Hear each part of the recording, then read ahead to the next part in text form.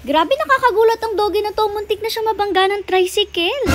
Nabanggit ko naman sa inyo sa previous video natin na tuwing pupunta talaga si mother dito sa Tawi Lisa, napakadami talaga dito mga doggies na nanghihingi sa mga vendors dito or sa mga bumibili. Kasi nga marami din talaga ditong street foods at normally kapag may ganyan napakarami ring aso na paali-aligid. Kaya naman parang naging routine na rin ni mother na every time nga napupunta siya dito sa Tawi Lisa na ibibili nga niya ng pagkain itong mga doggies na ito kahit papano. Para nga maging worth it naman yung panghihingi nila at makatikim rin naman sila ng mga street foods na ito. May kainitan pa rin nga pala itong binili ni mother na street food, kaya naman ayan, hinihihipan pa talaga niya bago nga niya ibigay sa mga doggies. In fairness naman, sa mga aso nang hihingi dito, mababait naman talaga sila kasi alam nyo naman ang mga aso, mabait naman talaga sila in the first place. May mga aso lang talaga na nagiging aggressive due to traumatic experiences. Pero dogs in general, born sila na mabait na para talagang utak tao. Anyways, ayan, target nga ni mother na bigyan rin yung isang puti na nasa malayo. Pero itong isang brown na to, grabe ang takaw niya kasi naubos niya agad yung kanya, tapos ayan, nang hihingi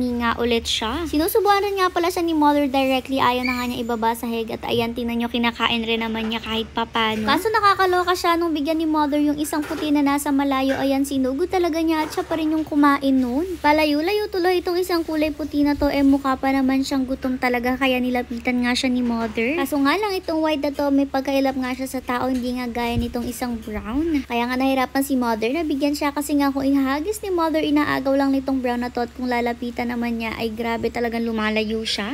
Ang galing nga nitong brown na to, o tingnan nyo, talagang kain nga niya yung mga binibigay ni mother lahat. Maya-maya pa, may isa nga ulit na dumating na color brown at itong isang to, mas payat siya as compared dito sa isa. Kaya nga dito muna nagstay si mother at bigyan niya nga muna itong mga brown na ito. Parang padami rin nga ng padami yung mga doggies kapag may namimigay. Mukhang happy rin naman sila na nakakatikim rin nga sila at ayan, for the hingi pa rin nga ang mga ito. Buti na lang rin nga at 2 baso naman ng street food yung nabili ni mother. Madami-dami rin talaga since ang dami rin nga niyang pinakakain ngayon dito. Enjoy na enjoy rin naman ang mga to sa merienda nila at ayan, palapit-lapit nga lang sila kay mother kapag gusto ulit nilang humingi. Kaso di talaga may iwasan ng pag-aagawan, lalo na kapag ganyang inihahagis-hagis ni mother. Ayan, kita nyo, grabe agawan talaga sila, lahat naman sila binibigyan. Tinry rin nga ni mother na paglayo-layuin sila para naman hindi sila talaga lagi nag-aaway at nag-aagaw-agawan. Kaya naman yung isa, binigyan niya nga dito sa kabilang kalye, tapos nasa kabilang kalye nga ulit yung isa pang brown para naman hindi sila laging agawan at makakain naman sila lahat ng ayos. And kung makikita nyo, 2 yung kasama ni mother sa kabilang kalye, tapos yung isa nakahiwalay, pero yung 2 yan magkahiwalay at magkalayo rin. Nag-work naman yung ganyan kasi nahagisan nga lang ni mother itong nasa kabilang kalye at nakukuha rin naman niya lahat ng hinahagis ni mother. Kaso ang loko, tumakbo para mang-agaw at ayan, tumakbo ulit yung isang doggy, muntik na talaga siyang mabangga ng tricycle. Ang bilis pa naman ng tricycle na yun papasok dito. O diba, hindi rin kasi talaga nakita agad ng tricycle kasi bigla rin niya tumakbo yung doggy. Buti na nga lang talaga at hindi siya natamaan at ayan, naubos rin naman nila lahat nga ng binili ni mother para sa kanila. Or nahingi pa nga sila ng more dyan, pero sabi ni mother saka na nga ulit pagpunta ulit niya dito. Kasi syempre baka makasama rin nga sa tiyan nila kapag nakarami sila since street foods nga itong mga to or pagkain rin ng tao. Anyways, ito na nga talaga ang pakay ni mother dito sa Tawi Lisa ng pagbili ng mga prutas at gulay para sa ating pa. Alam niyo naman na talaga yung routine ni mother kasi nga halos every week ginagawa niya ito kasi nga araw-araw ay merong healthy treat na kinakain ng ating pack members. Una niya nga kinuha dito ay yung mga oranges, tapos nakita rin nga niya itong ubas na ito at kung di ako nagkakamali, seedless nga yan. Tapos syempre kumuha rin nga siya ng ubas na yan, pero guys, hindi yan para sa ating pack members ha. Kasi para sa mga hindi nakakaalam, ang ubas po ay toxic para sa mga dogs. Yes po, hindi lahat ng prutas at gulay ay maganda sa ating fur babies. Kaya nga mahalaga na bago tayo magbigay ng pagkain sa ating mga fur babies ay mag-research muna tayo kasi hindi sila lahat maganda para sa kanila. Gaya nga nitong ubas guys, kaya naman itong binibili ni mother ay para sa atin ito. Hindi rin nga kadamihan yung mga prutas ngayon at kaya ayan na nga lang muna yung binili ni mother dito.